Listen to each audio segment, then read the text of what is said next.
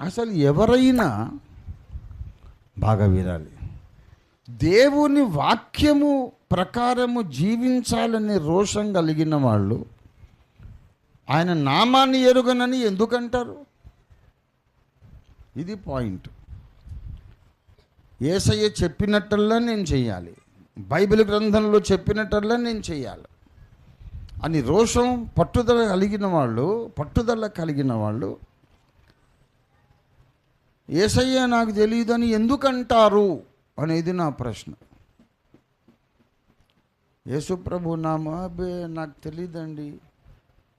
ఈ పాయింట్కి వచ్చేసరికి చాలా ప్రఖ్యాతిగాంచినటువంటి ఒక వ్యక్తి మనకు గుర్తొస్తాడు. యేసు నాకెవరో తెలియదన్న ఆయన ఎవరైనా పేతురు. మనం మరచిపోలేని ఉదంతము. యేసయ్యను సిలువకు తీసుకెళ్తున్నారు. అంతకుముందే ఒక రోజు ముందు అన్నాడు, తండ్రి నీతో కూడా యేసయ్యా నేను చావవలసి వచ్చినను సరే నిన్నెరుగనని నేను ఒక్కనాటికి చెప్పనయ్యా. అవసరమైతే నీతో నేను కూడా చచ్చిపోతాను, కానీ యేసంటే ఎవరో నాకు తెలియదని ఎలాగంటాను తండ్రి.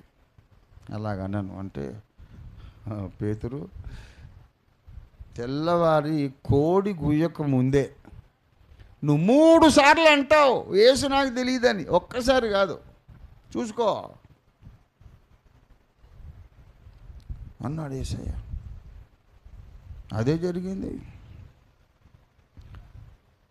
యేసంటే ఎవరో నాకు తెలియదని ఒకసారి అన్నాడు, రెండోసారి అన్నాడు, మూడోసారి ఏం చేశాడంటే, నిజమండి బాబు, ఆ నజరేయుడుని యేసంటే ఎవరో నాకు తెలియదని చెబితే నమ్మరేంటి? మా అమ్మతోడు, మా నాయనతోడు, నా భార్యతోడు, నా కొడుకుతోడు, వాడితోడు వీడు ఒట్టు పెట్టుకుంటున్నాడు. ఇంత లోపల కొక్కరోకో అన్నది. బాబోయ్, యేసయ్య చెప్పిన మాట అక్షరాలు నెరవేరింది. కోడి కూసేసింది. కోడి కూయక ముందు 3 సార్లు నేను యేసుని ఎరగనని చెప్పాను అని వెలుపలిగిపోయి సంతాపపడుచు ఏడ్చాడు. గుండె పగిలిలాగా రోధించాడు. యేసయ్య ఎవరో నాకు తెలియదు అని పేతురు అన్నాడని మనకు బైబిల్లో రాయబడింది.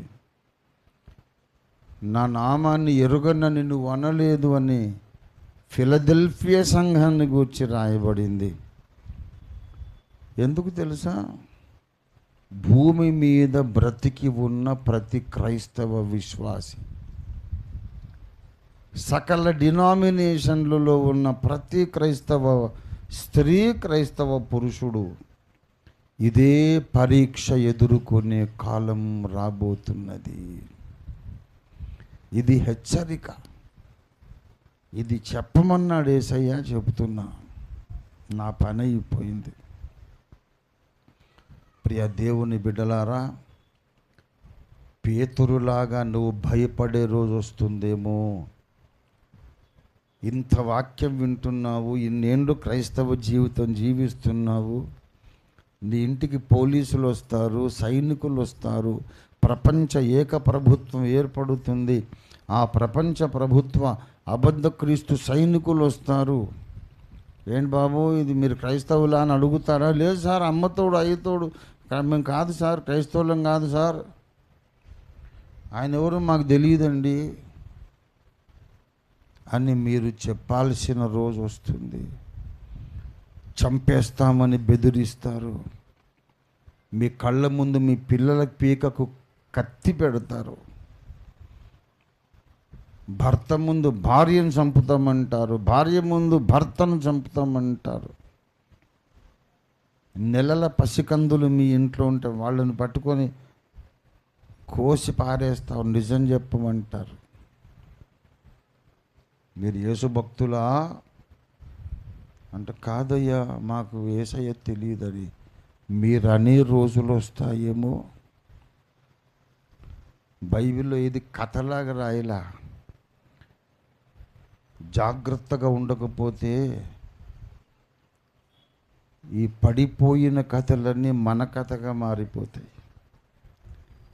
నువ్వు జాగ్రత్తగా ఉండకపోతే చెడిపోయిన కథలన్నీ మన కథలుగా మారిపోతాయి. భ్రష్టత్వపు కథలు, చెడిపోయినోళ్ళ కథలు, పడిపోయినోళ్ళ కథలు, దేవుణ్ణి గాయపరిచినోళ్ళ కథలు అన్నీ మన కథలుగా మారిపోతాయి. పేతురు అనేది తీసేసి నీ పేరు రాయాలంతే, ఇక మొత్తం నీ కథే. యూదా అనేది తీసేసి నీ పేరు రాయాలంతే, మొత్తం నీ కథే. ఆ టైం వస్తుందని రాశాడు. ఆయన ఎవరో నాకు తెలియదని దుఃఖపరిచిన వాళ్ళు అందరూ సామాన్యులా చెప్పండి? దేవుని వాక్యం తెలియని వాళ్ళ? దయ్యాలు కూడా వెళ్ళగొట్టినోడు ఇస్కరియోతు యూదా. అద్భుతాలు స్వస్థతలు చేసిన వాడు ఇస్కరియోతు యూదా. నువ్వు చేసావు ఎప్పుడైనా?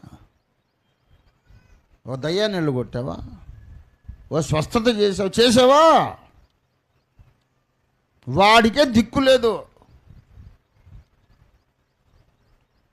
బలమైన శోధన వచ్చింది, ఆడ పడిపోయాడు.